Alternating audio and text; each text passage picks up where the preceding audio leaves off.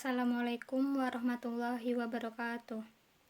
Kami dari kelompok 1 mata kuliah metode dakwah ingin menyampaikan hasil diskusi kami yang berjudul Sejarah dan Strategi Dakwah Nabi Muhammad SAW, di mana materi yang pertama akan disampaikan oleh rekanita saya, Niaratul Anjuni, dan yang kedua rekan saya, Ali Samsudin, yang ketiga rekanita saya, Yustanti Nurlaili, dan yang terakhir materi akan saya sampaikan sendiri.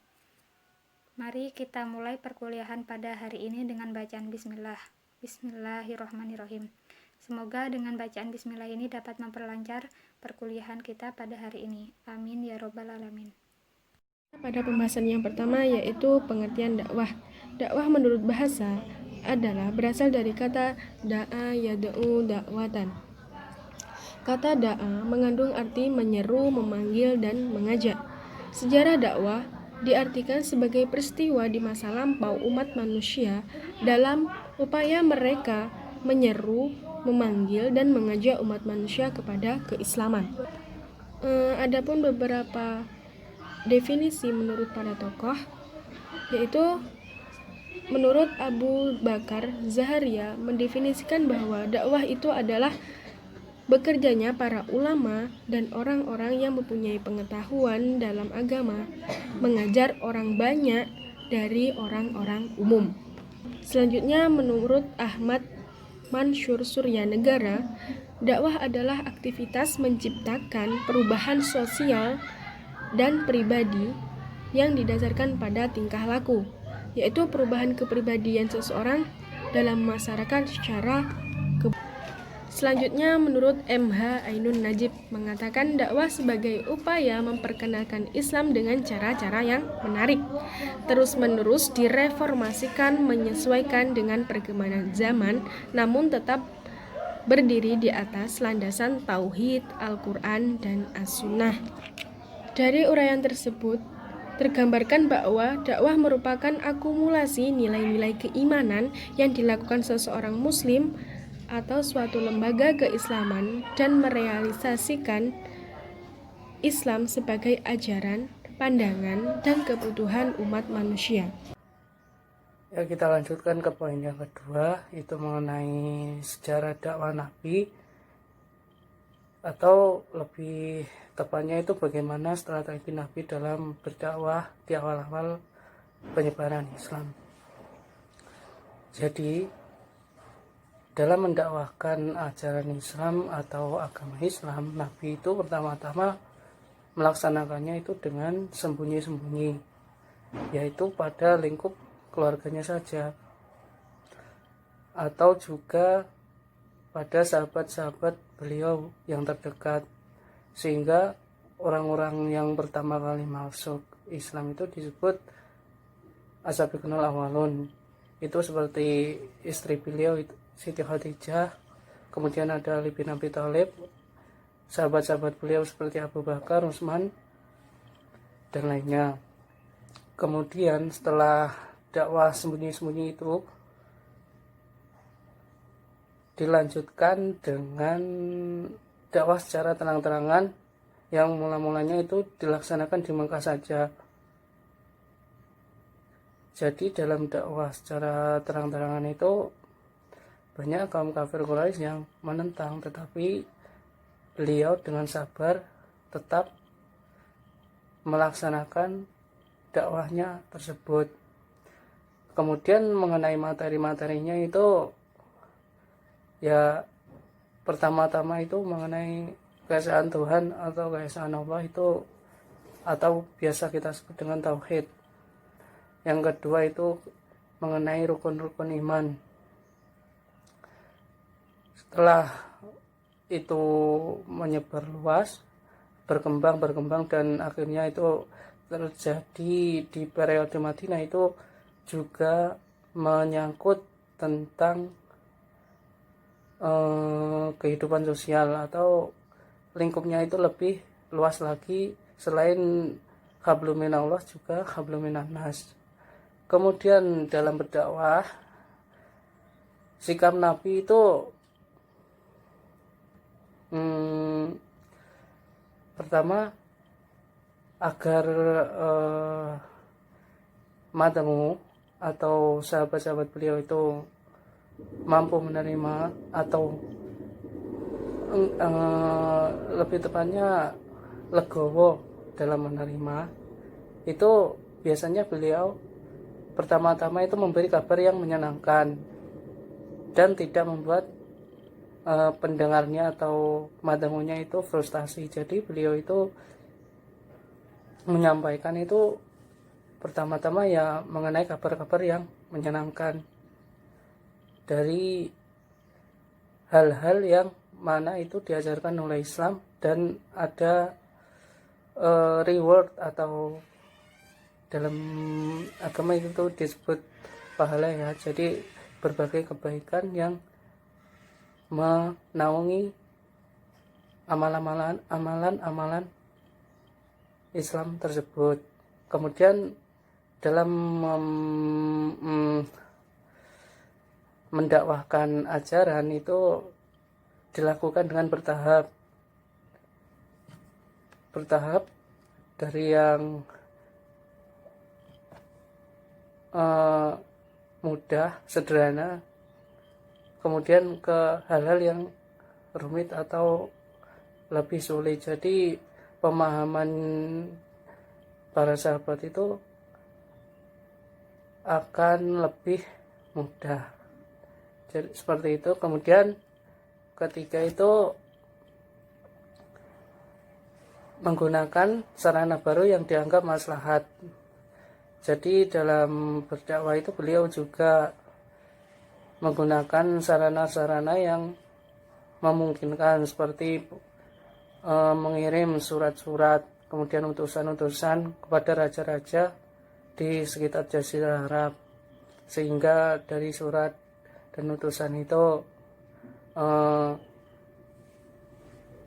mungkin sebagian besar atau sebagian dari raja-raja yang diberikan surat itu menerima, walaupun ada yang masih menolak untuk menerima ajaran Islam. Kemudian yang keempat itu beliau menyampaikan dakwahnya itu dengan menyentuh jiwa makmur. Jadi Nabi dalam berdakwah itu juga melihat atau menggunakan aspek psikologis. Jadi beliau mendakwakan itu bagaimana jiwa manusia itu dapat tersentuh dari mungkin dari kisah-kisah yang beliau sampaikan atau mungkin yang lainnya. Kemudian yang terakhir itu mengundang maaf beliau, jadi mengundang kaum kerabat sambil makan minum. Jadi selain dengan cara-cara di atas tadi, juga beliau itu mengundang sahabat-sahabatnya untuk makan di rumah beliau atau mungkin di mana. Dan dalam acara tersebut beliau menyempilkan atau memuat atau juga bisa sambil acara tersebut, di dalam acara tersebut Nabi itu menyampaikan ajaran-ajaran Islam kepada keluarga yang diundangnya itu. Selain itu juga dengan berpidato ataupun juga hijrah. Mungkin seperti itu strategi Nabi dalam berdakwah menyebarkan agama Islam di awal-awal penyebarannya. Kemudian untuk poin selanjutnya mengenai bentuk-bentuk spesifik metode dakwah Nabi itu akan dilanjutkan oleh rekan saya di kelompok pertama ini. Selanjutnya yaitu bentuk-bentuk metode dakwah. Dalam Quran surat An-Nahl ayat 125 yang artinya, serulah manusia kepada Tuhanmu dengan hikmah dan pelajaran yang baik, dan bantahlah mereka dengan cara yang baik pula. Sesungguhnya Tuhanmu lah yang mengetahui siapa yang tersesat dari jalannya dan siapa yang mendapatkan petunjuk. Dari ayat tersebut dapat disimpulkan bahwa metode dakwah memiliki 3 cakapan. Yang pertama yaitu al-hikmah. Sebagai metode dakwah, al-hikmah diartikan sebagai bijaksana, hati yang bersih yang menarik seseorang kepada suatu agama atau Tuhan. Jadi, al-hikmah dapat diartikan sebagai kemampuan seorang dai dalam memilih dan menyelaraskan teknik dalam berdakwah sesuai dengan kondisi mat'um. Yang kedua yaitu al-mau'izah hasanah. Al-mau'izah berarti nasihat, pendidikan, pengajaran, dan al-hasanah berarti kebaikan. Jadi mau'izah hasanah yaitu nasihat-nasihat atau pengajaran yang baik.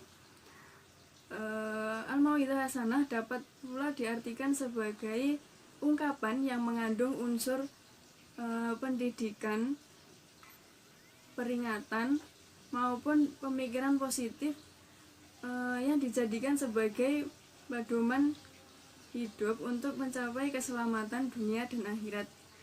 Yang ketiga yaitu al-mujadalah. Al-mujadalah berasal dari kata bahasa Arab jadalah yang artinya memintal atau memilit.